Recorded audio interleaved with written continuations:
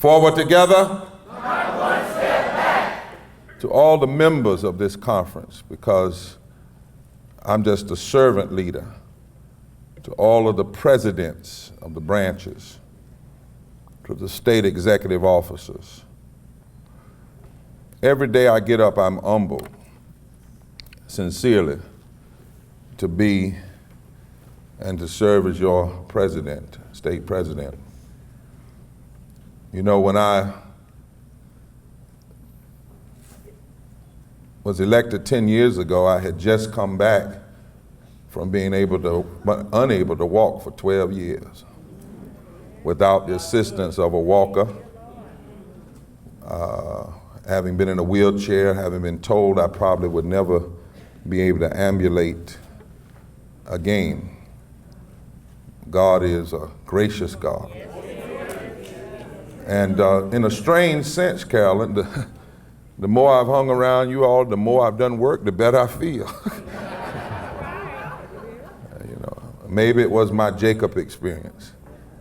That God has to sometimes give us a limp in order to lead us in the right direction.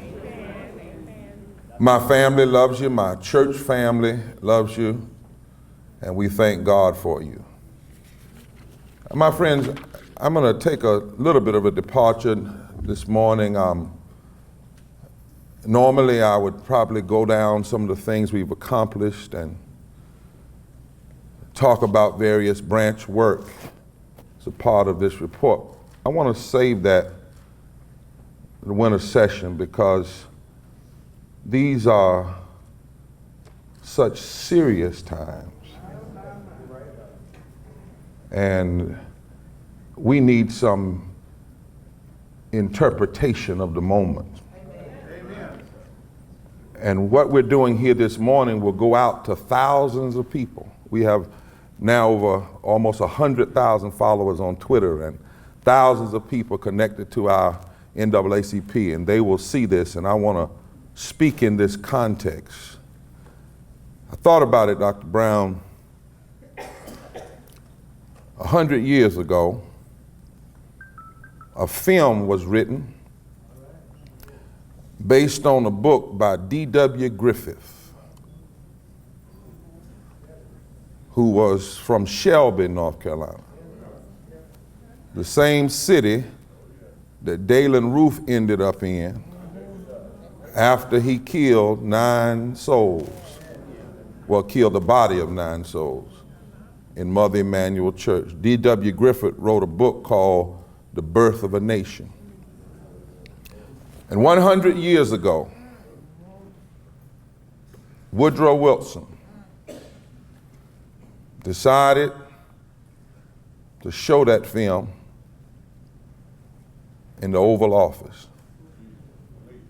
He'd been the president of Princeton University, but he was a racist.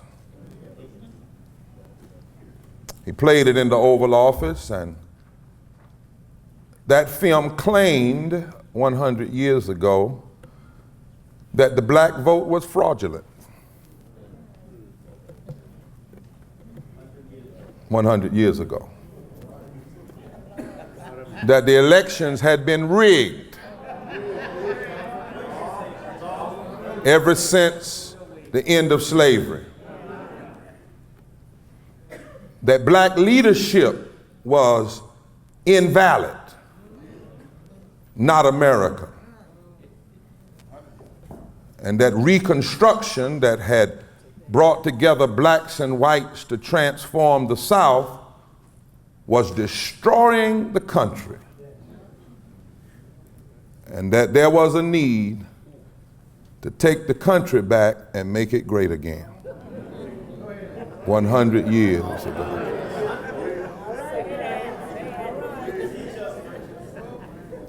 And this film glorified violence, glorified persons who took into their own hands the right to beat down anybody who disagreed with them,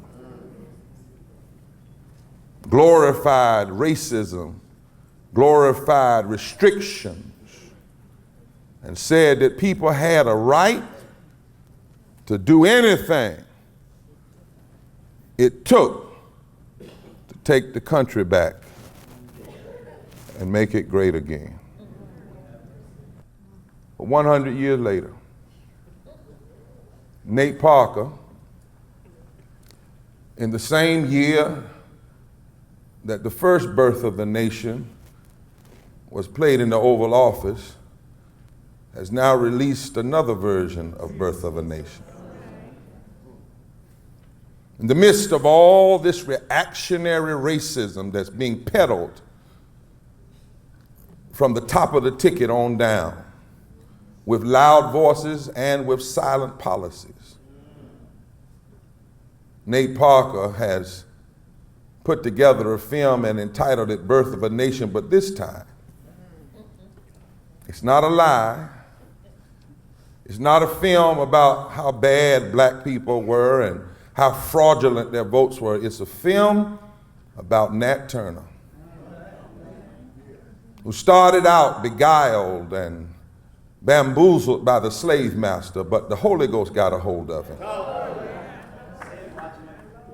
Nat Turner decided that he had to stand up. And somebody said last night in a review that if you go to that movie, the second Birth of a Nation, you will come away with one understanding, and that is that you always have a right to rebel against oppression.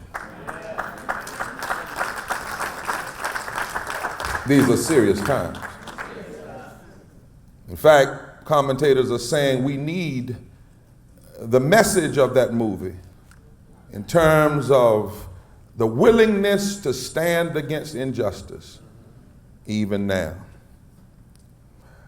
Now, my mother had a way of letting me know when times were serious. And it was in her voice and her vocabulary. Whenever I was outside and playing too long and not doing my homework, my mother would say, "Billy, you better come in here." And when I heard the word "better" in my mother's vocabulary and in her voice, I knew things were serious. My mother didn't say, "Billy, you should come in here." My mother didn't say, "You might consider if you want to come in here."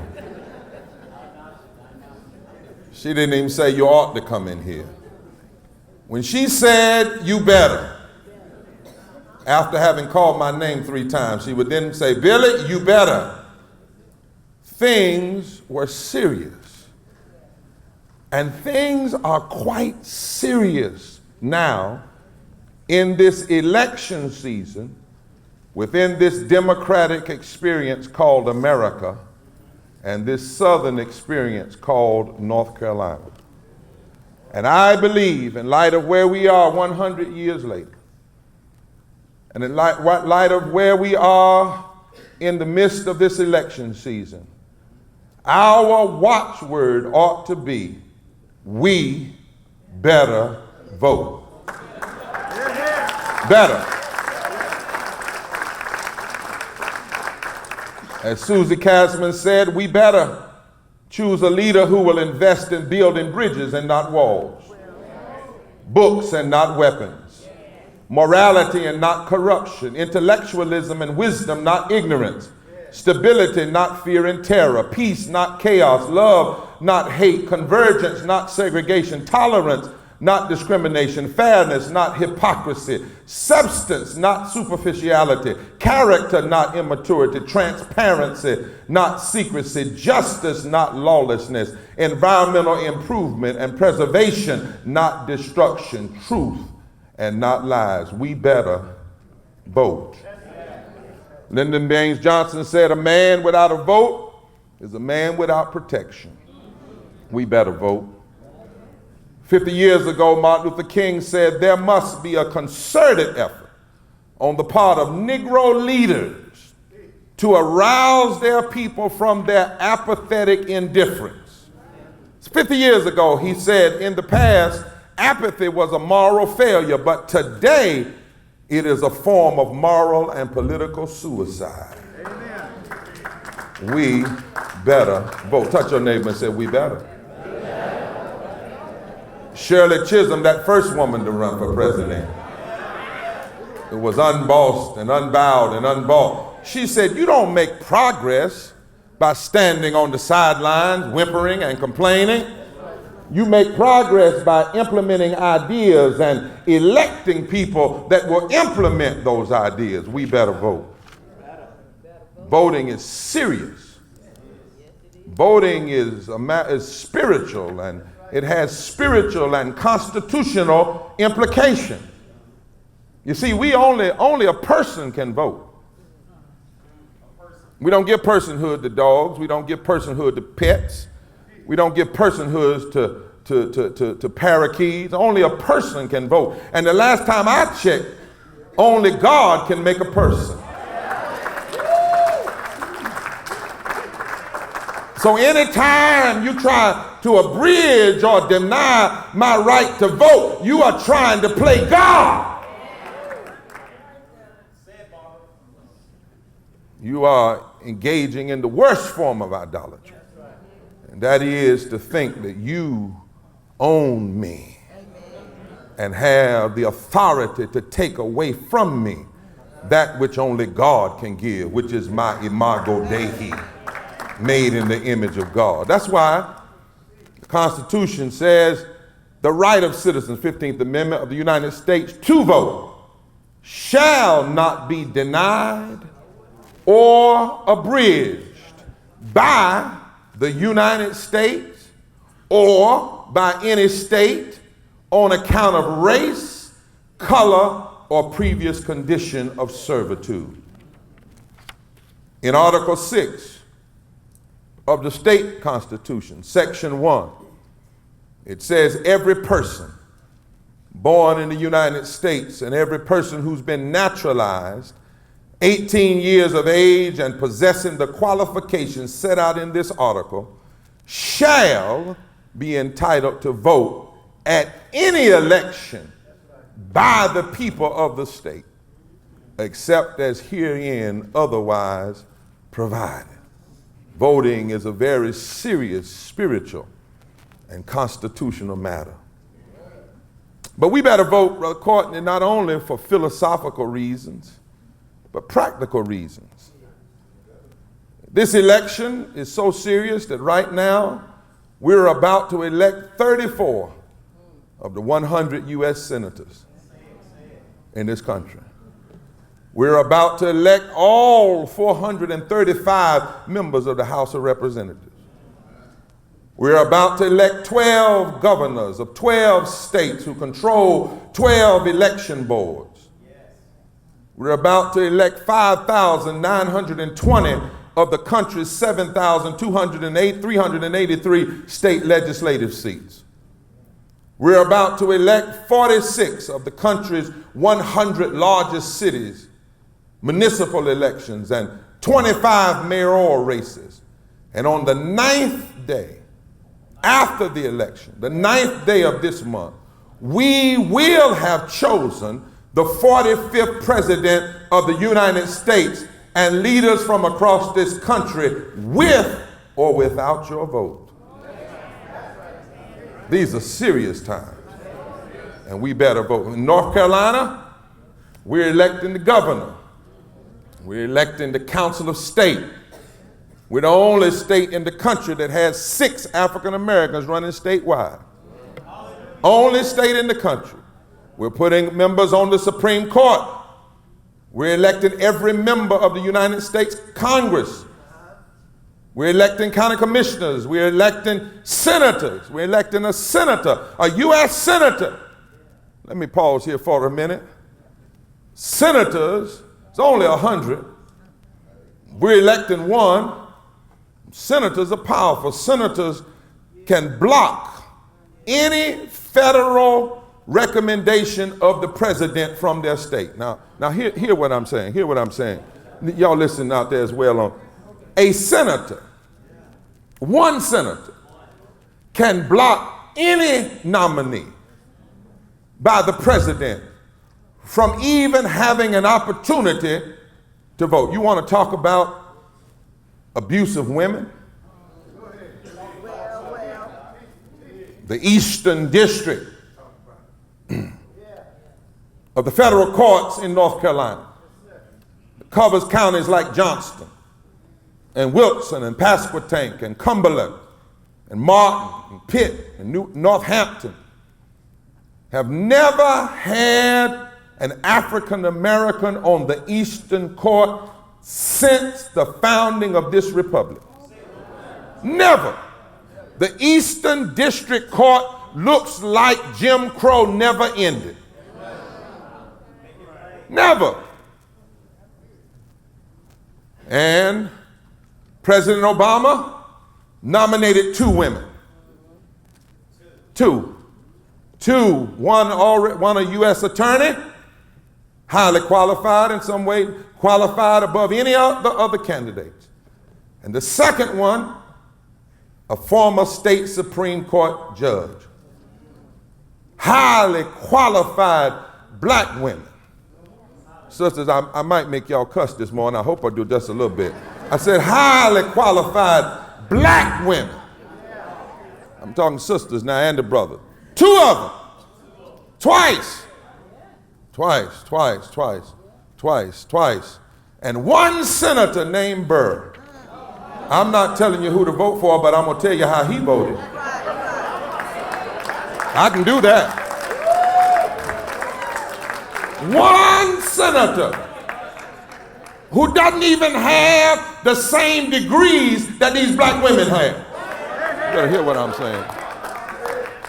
1 senator whose resume doesn't even equal their resume. 1 senator that has never gone to the schools that they've gone to. He used something called denying the blue slip. And he said, since I'm the senator from North Carolina, I refuse to even allow the Senate to vote on them. Now understand this. Understand this, because I see some of you get frowning, and I know you're going to get hot here, but there's some grace in the room in case you cuss. I understand. You know, Jesus got so mad one time he damned the fig tree, so I understand. This senator said no. Now, we didn't even ask him to vote for them. We just said, let them be voted on. And he refused to even let them be voted on. Sisters, y'all bothered by that? That's political abuse of women. Huh? And we have 2 senators, one named Tillis, one named Barber, and this political abuse of women went further than that. When Loretta Lynch, where are the sisters in here that went to Washington, D.C.? Raise your hand. When Loretta Lynch was put forward by the president to be the first African-American woman to serve as the United States Attorney General. Understand, Loretta Lynch graduated from Harvard College. First she finished right here in Durham, right here in North Carolina. Her dad is a Baptist preacher, am I right, my Baptist friend? He was a leading advocate. He pastored White Rock Baptist Church, one of the leading Baptist churches in the world. Miles Mark Fisher used to be the pastor of that church. Dr. King used White Rock Baptist Church as his meeting ground whenever he came to North Carolina. And this girl came out of that kind of pedigree, beginning first in Greensboro, then moving over to Durham. Graduated. She cut through the ceiling. She met all of the meritocracy that they claim you have to meet in order to get to certain positions. She graduated with honors from Harvard and then went on to Harvard Law School, and then she was nominated by the president, and 2 senators that don't even have law degrees never got accepted to Harvard. Could not stand in a room with her academically, had the audacity to say she wasn't qualified for the Attorney General's spot. I'm telling you, these are serious times.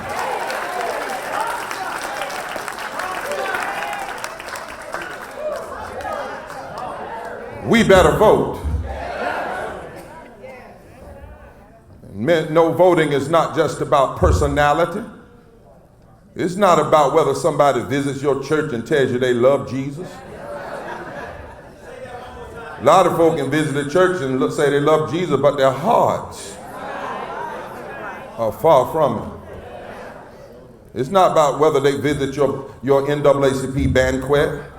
In fact, can we by acclamation say we're going to stop letting these politicians come in and get free advertisement? If they have the audacity to walk up in that banquet and they have voted against the things we care about while they're sitting there, Mr. President or Madam President, you ought to stand up and tell it.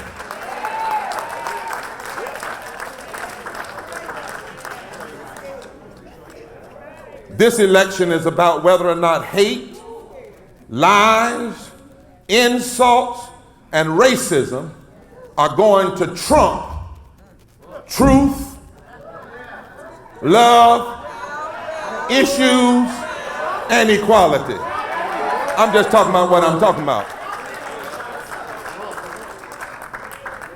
We better vote, because this election is about our leaders, and will we elect leaders who will fund public education, or will we elect leaders who will defund public education and then take the money, your money, and give it to private schools that your own grandchildren and nephews and children can't even go to?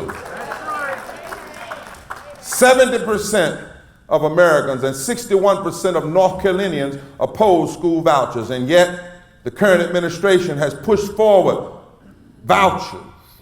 There are 1.5 million students educated in public schools, only 100,000 educated in private schools. And yet, we've seen this current administration take money away from public schools, $13 million from private schools, and give it from public schools and give it to private schools. Now they tell you that they're going to get an opportunity scholarship of $4,200. And they tell you that they're doing what's best for black children. I'm about sick of folk who ain't never been black and never been black, never lived black, all of a sudden thinking you can stand up and say you know what's good for black folk. We know you aren't talking to us.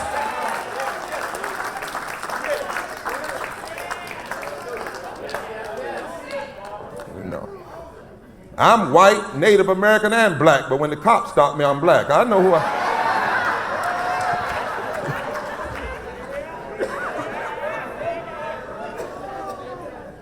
and tell you, opportunity scholarship. Now I don't know too much. I'm from Plymouth. I'm from Free Union, Janesville.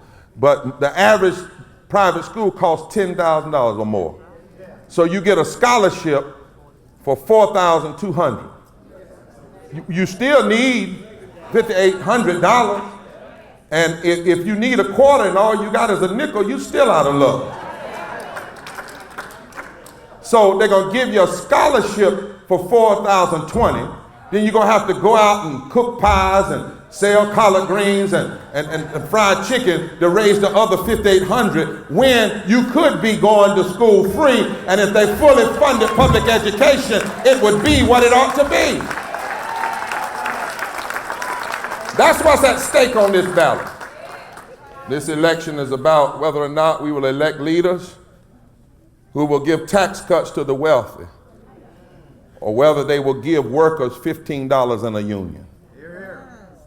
That's what it's about. Do you know that if the minimum wage had kept pace with inflation, it'd be $22 an hour right now? Huh? Do you know that 54% of African Americans make less than a living wage?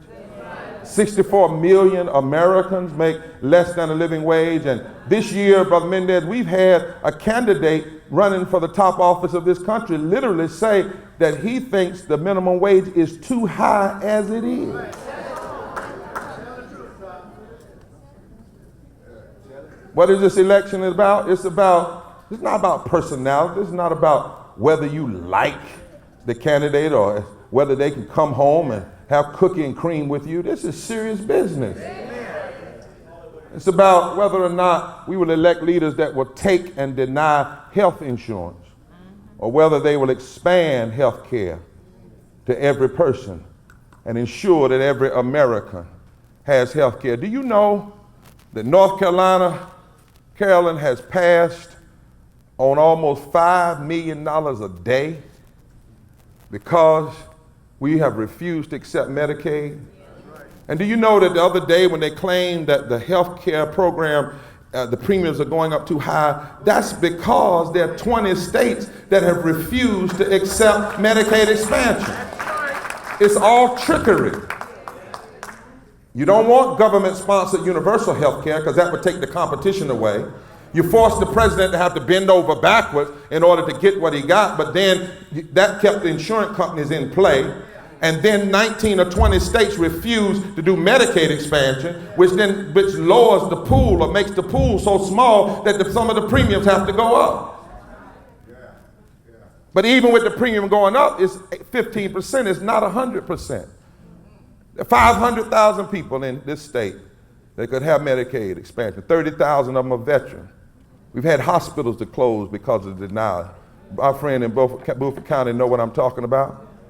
2,500 people a year are dying. Nikki Dozier has laid out that by not taking this money, we're losing $2 billion. $2 billion. And ultimately, $2 billion, I think it's a month, and ultimately it's going to be upwards of 30 or 40 billion dollars. 3,400 jobs. 4,000 jobs that are not connected to the health industry, but that become because of allied relationships. And the question on the ballot is, what kind of leadership will we elect? And for me, this is personal, and I bet you it's personal for you. Watch this. How many of you have a child with a pre-existing condition? I do. I have a child that was born with a brain problem, hydrocephalus. She's an honor student now, double major, about to graduate from North Carolina Central. You don't know it unless we tell you, but Rebe walks around every day with a shunt in her head. She has a button on the left side of her head if she ever falls or hurts herself that we can push until the paramedics get there. She has a pre-existing condition. So when I hear people talking about they want to repeal Obamacare that says that insurance companies can no longer deny people with pre-existing condition, you know that's personal, because now you're talking about my baby. If I won't fight for anything, I'll fight for my children. And how many of you in here have a pre-existing condition? Come on, come on. How many of you in here, you don't want it to be so that the insurance company can decide they're no longer going to cover you because you cost too much? How many women in here needed your breast exam and your cervix exam? All of those things would be off the table. All because somebody doesn't like a black man in a White House that loves people enough to make sure they have health care. We better vote, y'all. The question on the ballot is, are we going to give more to the greedy or help the needy? North Carolina and the current leadership holds the dubious distinction of being the only state in the country that took away earned income tax credits. Y'all didn't hear what I said. I ain't heard a cuss yet. I'm getting there though. Mississippi didn't do it. Alabama didn't do it. Texas didn't do it. Georgia didn't do it.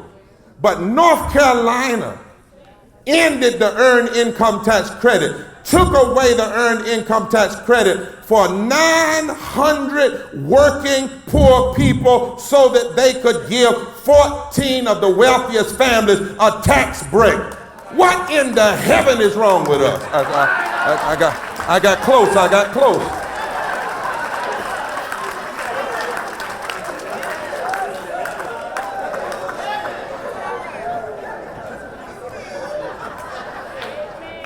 These are serious times. We better vote. The question on the ballot is, are we going to continue to dismiss the legitimate discontent about police brutality and cop killing? And the need for prison reform and race-driven incarceration? Or are we going to finally deal with the issue that we have to make sure that black lives matter? We live right now in this country. In 1980, there wasn't but 500,000 people incarcerated. Now there are 2.3 million. We are only 5% of the world's population, but we're 25% of the world's prison population. We have more people in prison than China, and China has 1 billion more people than we have. And over 51%, 1.5 million of those are black and brown, and most of them non-violent criminals. That's right. And we spend $70 billion annually to keep adults in prison.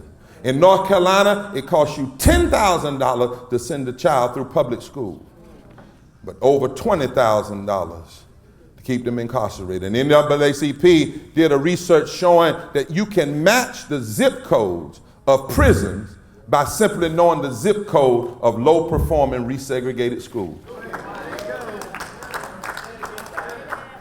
All you got to do is find the zip code of a prison by finding the zip code of the low-performing resegregated schools.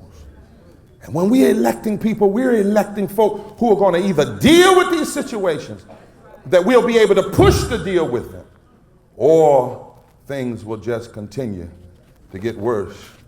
The question in this election is whether or not we're going to have more guns, or whether or not we're going to have some gun regulation. You don't need an AK-47 to go hunting. And I asked this question at Capitol Hill. They asked me to speak on gun control, and I asked the question, and it was like this: when will certain people in America get over their vampire appetite for blood? How much more blood does the NRA need? I mean, you got 26 first graders shot in Newtown in the head with AK-47s, and the cops that came to the scene have still having psychological problems from having seen babies murdered. How much more blood? 9 souls in Mother Emanuel. How much more? 34 people in California. How much more blood before we say no to the unholy activities of the National Rifle Association? That's what's at stake here. What's at stake is whether politicians will give corporations power to pollute your war and your air, or whether we will elect people that will begin to regulate and keep them from killing us. It's about violence, y'all. This is what we're voting on is the politics of violence or the politics of nonviolence. That's right. You see, Coretta Scott King said, violence is more than somebody shooting you. Ghetto housing is violence. Not providing public education is violent. Taking away people's civil rights is violent. Not honoring my culture is violent. Taking away the right for me to make a living wage is violent. And then Coretta said, even an apathetic attitude that refuses to fight for justice is a form of violence. The question is, in this election, are we going to elect people who will deny rights and discriminate against people? If you're black, we're going to discriminate against you. If you're immigrant, we'll discriminate against you. If you're a woman, we'll discriminate against you. If you're gay, we're going to discriminate against you. That's the question. Or will we declare that we are one nation under God, indivisible, with liberty and justice for all. Because America is coming to a place, North Carolina is coming to a place, it's either going to be one nation or no nation. We're not going to be able. And to some of my friends that get hung up on the gay issue, now they ask me, am I gay? I said, I'm happy as hell. As long as I'm fighting for justice. That's a stupid question, asking somebody about their sexuality.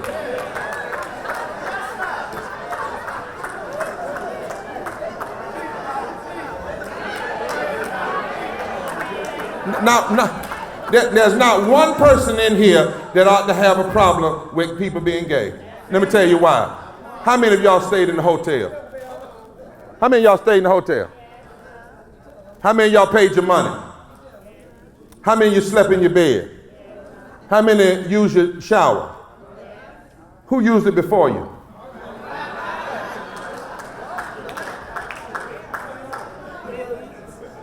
Who slept in that bed before you? Were they gay? Were they straight? Were they transgender?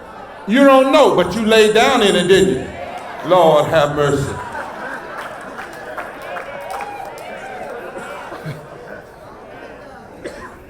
We are the last ones that ought to be denying equal protection under the law for everybody. And then we better vote and challenge the theological malpractice and heresy of the so-called evangelical right.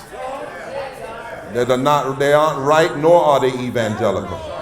They claim that if you love Jesus, the only thing you're concerned about is homosexuality, prayer in the school, abortion, gun rights, and property rights. That's a lie, not from heaven. That's false prophecy. Because I heard Jesus when he said his agenda.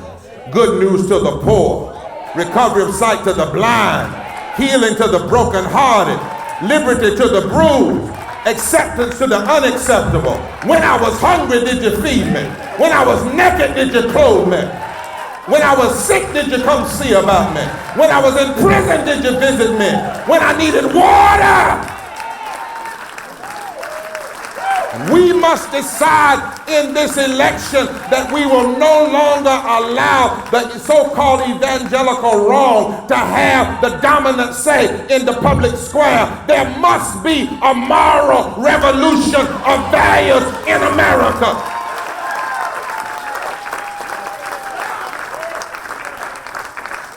Then we not only this, we better vote because extremists tried to take and abridge our right to vote. They say, I'll tell you, they tried to take it. Look at your neighbor, said they tried to take it. No, look at them, say it like.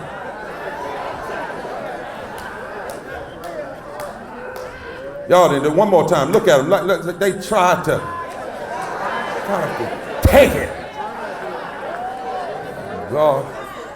And some people told us we couldn't win. But we knew the only battles we've ever won are the ones we fight. HB 589. And think about what the court said. The court said it was surgical, Brother McCoy. Surgical. I've been thinking about that word because that's different than being cut in a knife fight. Some of y'all don't know nothing about being in a knife fight. See, when you cut in a knife fight, everybody knows you've been in the fight because the blood's everywhere. But when you're surgical, see, the goal of a surgeon is to go in and not leave a scar. That means they tried to go in and take your voting rights and not leave a scar. But I'm glad we had some lawyers that know how to run a constitutional x-ray. Yeah. And they saw underneath the scar. In fact, they had this x-ray machine that knew how to find emails. You want to talk about emails? Let's talk about the real emails. Not those they talking about with Hillary. I'm talking about the emails Berger sent and the email Representative Lewis sent and the emails that informed the governor and the email that informed Moore and Tillis. They didn't think we were going to find the emails. But the lawyers went sniffing for the email. And in the emails, you know, they had the audacity to write the Board of Election and say, who uses the first week of early voting? Send us the data. And then when the data came back that 70% of African Americans use early voting, they said, cut that. They said, who uses same-day registration and early voting? And when it said that African Americans used it upwards of 40 and 50%, they said, cut that. They said, who doesn't have the majority of the photo ID, strict form of photo ID? They said African Americans and women and brown people. They said, cut that. They said, who uses absentee ballot? They said, white folk. They said, save that.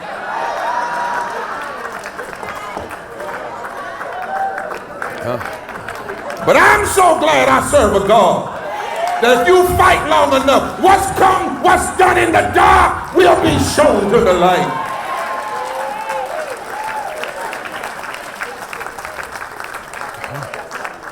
Not only did they fight us surgically, they fought us materially. Irv, we might need a forgiveness, we might need a pardon, because somebody's going to get mad. They haven't been mad at nothing else, but when I talk about their money, they're going to get mad. They spent $6 million of your money. Why you sit up like that, Reverend Johnson? You didn't. Reverend Johnson almost said something.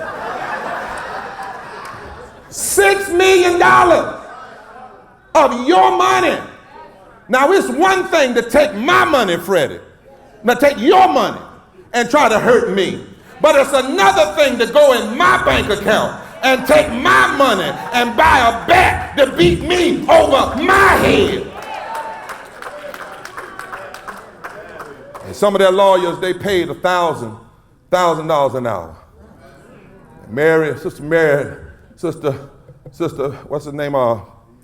Eden and Sister Coleman and others would tell you when we went in the courtroom, on their side were all white men. And on our side was white and black and Native American, Asian and Latino. And I want y'all to know that when we decided to do this fight, we didn't have no money. We didn't have any money. We didn't have any lawyers. We had Irv, but he's trying to work for free. And Al, he was too busy getting married, He got a good mind, but he had his mind stayed on the lender, so.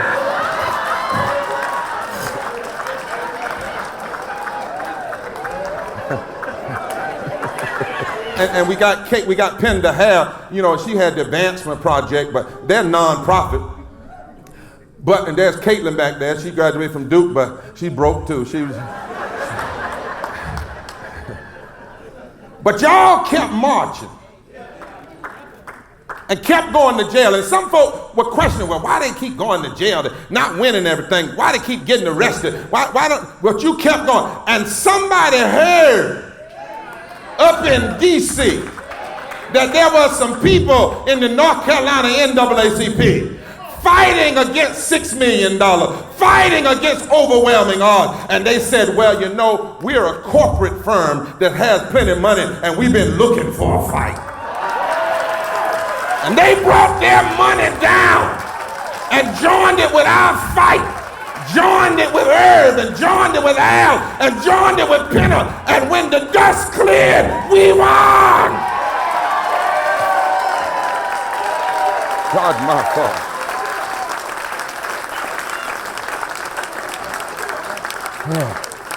You got to understand, we better vote.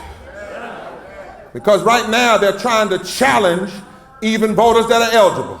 100 in Beaufort County, 400 in Moore County, 3,500 in Cumberland County, and we're still counting. That's why this coming week we've already sent the letter of intent, and this week we're going back to court because we'll never surrender our rights under this democracy.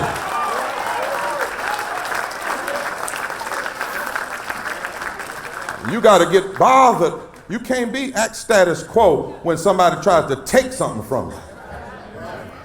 First of all, when somebody works this hard to take something from you and spend this kind of money, they're not doing it because you're weak. They're doing it because you're strong. You hear what I'm saying? And then secondly, you need to be like me. They all right back there? You need to be like me over sweet potato pie. Y'all say, where is he going with this? I'm getting ready to quit, but I'm all right. Thank you so much. My wife can cook some serious tater pies. I think she gave Freddie one day. I got, I thought she did. A whole lot of men come by my house. Why y'all over my house? I'm like, Sister Barber said you can have a tater pie. My brother-in-law back there, he orders them. There he is. He's trying to hide. He orders them. Calls up 1 o'clock at night. Becky, I want a sweet tater pie. She'll get all up out in the bed, Carolyn, and go cook her big brother sweet tater pie. In fact, she'll cook him 3. Well, one time she cooked 3 and she told me, she said, now, Billy, that ain't really what she called me, but that ain't none of y'all business. She said,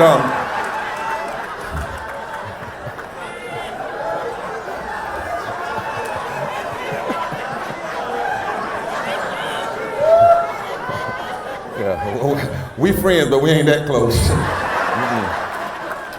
She said, now, these 3 pies are for Michael Lewis. And I said, well, is there one for the house? You know, the house always get paid. She said, no. She said, these 3 pies are for Michael Lewis. And she went to bed, and I said, if you think you're going to take these 3 pies that were cooked in my stove, with my cinnamon and my butter and my sugar out of here, you got another thought coming. Just as soon as you go to sleep, I got up, went to the pies, cut me a sliver, found me some brown napkins, folded it in a triangle, put it back in there smooth, some of that pie filling over it, rolled it back up. I was scared, I didn't tell her though, but I got me a piece of pie. The point is, some things you're not gonna take from me. You're not just gonna walk up and take from me. I had a right to those pies, and I have a right to my voting rights, and nobody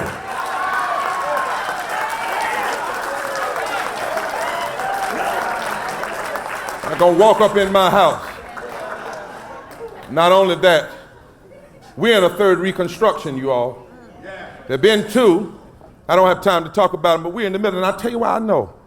Because right now, if you take the 13 southern states from North Carolina to Texas, and you register the 30% of the unregistered black voters, and then you add to that Latinos and progressive whites, you can control 26 senators. Now, they used to call this the Solid South.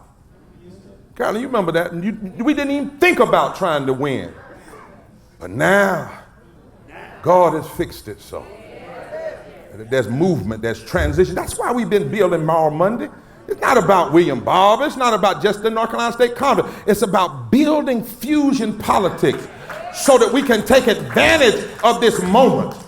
And in this moment, and I see it all the time. I was in Asheville the other day where the branches out west, and 4,000 people showed up, 98% white singing We Shall Overcome. Then I went down to Shelby, and it was 99% black singing We Shall Overcome. And if you get that many black people and white people and Latino all working together, see, you control 13 Confederate states, the former Confederate states, you control 26 senators. That means you only need 25 from the other 37 states.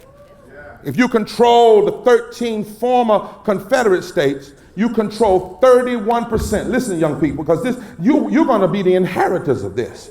You control 31% of the United States Congress, which means you only need 20% to control the United States Congress.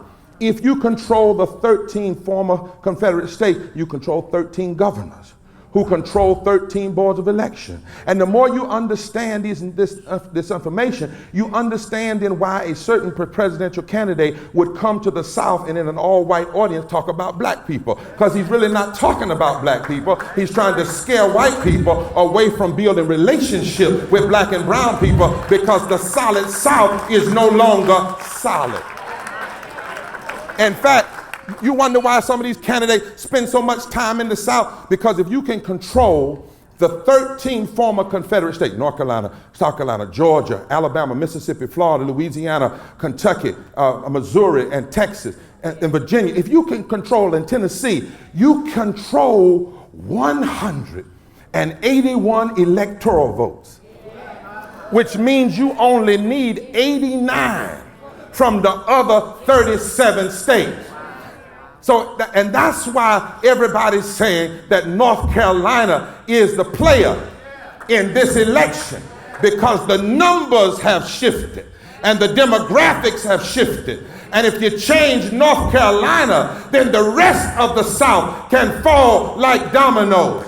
The South is changing. The nation is changing. And God has fixed it so that hands that once picked cotton can now join with white hands and brown hands and pick governors and pick presidents. And if you change the South, you change the nation. We better vote. That's why you got to leave here, brothers and sisters, and organize every church, organize every mosque, organize every temple. You got to leave here and get your phone banks going. You got to put 2,000 volunteers at all of these precincts. You got to adopt the precincts in our community and refuse to let anybody intimidate our people. Yeah, you got to march to the polls so that other people will be inspired by your marching, because these are serious times. Do you know what hour we're in? Here we are 62 years since Brown versus Board of Education. 61 years since the murder of Emmett Till. 56 years since the sit-ins in Greensboro. 52 years since Fannie Lou Hamer said there comes a time when you get sick and tired of being sick and tired. 55 years since Dr. King said that the only voting bloc that could transform America would be for blacks and labor and Latinos and poor whites and Native Americans to find common ground. 53 years since the murder of Medgar Evers. 53 years since the March on Washington. 53 years since the bombing of 4 girls in a Birmingham church. 52 years since the signing of the Civil Rights Act. 51 years since an attorney's car was blown up in Newbern, North Carolina, as they were inside the church planning for voting rights, even before the Selma to Mount Montgomery March had happened. 51 years since Bloody Sunday. 51 years since the Voting Rights Act. 51 years since the death of Malcolm X. 48 years since the assassination of Dr. King. 47 years since my parents came from Indiana back to North Carolina, the home of my father, recruited by E.V. Wilkins to begin desegregating schools in Washington County, North Carolina. And 7 years since Barack Hussein Obama was sworn in to be president, and though they call him everything, they still got to call him Mr. President. These are serious times. And in the hour that we're in, we've been through too much. We've seen too much. And we fought for too much not to fight now. Our parents did more with less. With less, they beat Jim Crow. With less, they beat lynching. I wish I had a witness here. With less, they beat the KKK. With less, Harriet Tubman got 5,500 slaves out of slavery. She didn't have email. She didn't have Facebook. She didn't have texting. She didn't have a car. She had a made-up mind and faith in God and moss on the north side of the tree and a North Star in the middle of the night. She did more with less, and we must do more with more. I'm reminded of the story of the people coming out of Egypt, the Israelites. God had delivered them from 400 years of slavery in America, in Egypt. But they were on their way to the promised land. But they still had to fight. Because even in the promised land, you've got to fight. In fact, God took them through the fighting way just to see if they were worthy of the promised land. And they ended up with 2 mountains on either side of them, and the Red Sea in the front of them. And then they heard the chariot wheels of Pharaoh rolling. And they looked back and saw Pharaoh come. God put a pillar of cloud between them and Pharaoh in the daytime, and a pillar of fire between them and Pharaoh in the nighttime. But the people were afraid. They cried out in terror to God. And then they got mad at the leader called Moses. And they said, Moses, there were cemeteries back in Egypt. You should have left us back there to die. We had onions and leeks and garlic back in Egypt. You should have left us back there to die. Moses got scared of his people. Let me put a note there and say, if you're a leader scared of your people, you can't lead your people. Moses got scared of the people. And he stood up and said, don't be afraid. Stand firm and watch the salvation of the Lord. And a whole lot of lazy preachers have messed that text up because they say God said to stand still and watch the salvation. But God didn't say that. Moses said that. Moses said God will fight your battle. Moses said just sit down and pray about it and let the Lord do it. But then the Lord spoke and said, Moses, why are you praying to me? Why are you crying to me? I told you to speak to the Israelites. I told you to stretch out your arm. Moses, what's in your hand? Stretch it out and watch me part the Red Sea. I got a feeling God is asking us, what's in your hand? Could it be that God is saying to us, North Carolina NAACP, what's in your hand? Don't cry about the Tea Party. What's in your hand? Don't use prayer as an excuse not to do anything. What's in your hand? Don't worry about modern day pharaohs. What's in your hand? Stretch it out. After all these years, maybe God has fixed it, that we got power in our hand. Use what's in your hand. There's a vote in your hand. Stretch it out. If you got a car in your hand, drive it to pick somebody up and take them to vote. If you got a truck in your hand, haul somebody to the poll and get them to vote. If you got a bus in your hand, load some people up in it and get them to vote. If you got a cell phone in your hand, call somebody and get them to vote. If you got Facebook in your hand, Facebook somebody and stop putting all that crazy stuff up there and get them to vote. If you got a Twitter in your hand, tweet somebody and get them to vote. If you got Periscope in your hand, raise the Periscope. Get somebody to vote. If you got Instagram, then Instagram it and get somebody to vote. If somebody is in your house and they're 18 years old or older and they're eating your food and talking about they're not going to vote, get you a stick in your hand. Lord have mercy. You know what I'm talking about? Tell everybody you know we better vote, because when Moses stretched out his rod, and the historians say walked out in the ocean all the way up to his nose, but his rod was out in his hand, then God showed up. The wind came down, the Red Sea opened up, and Pharaoh was brought down. God will show up when we do what we're supposed to do. I wish I had a witness. When David threw the rock in his hand, God showed up and Goliath came down. When a boy with 5 fish and some cornbread in his hand gave it to Jesus, a banquet came down. When Jesus let him put nails in his hand, God showed up. He died, but early Sunday morning, he got up with all power in his hand. When Thurgood Marshall had a constitution in his hand, he went to the Supreme Court and Jim Crow had to come down. And the same God is still alive. God, I feel like hollering right now, is not dead. He's yet alive. And God will show up when we do what we're supposed to do. He will show up. Always has. Always will. Don't worry about the Tea Party. If we use what we have, God will split some of this racism. He'll split some of this classism. He'll split some of this racism. We better vote. What's in your hand? Look at your neighbor and say, neighbor, it's in your hand. Neighbor, it's in your hand. Neighbor, it's in your hand. Do I have a witness? Won't he show up? Won't he show up? Won't he show up?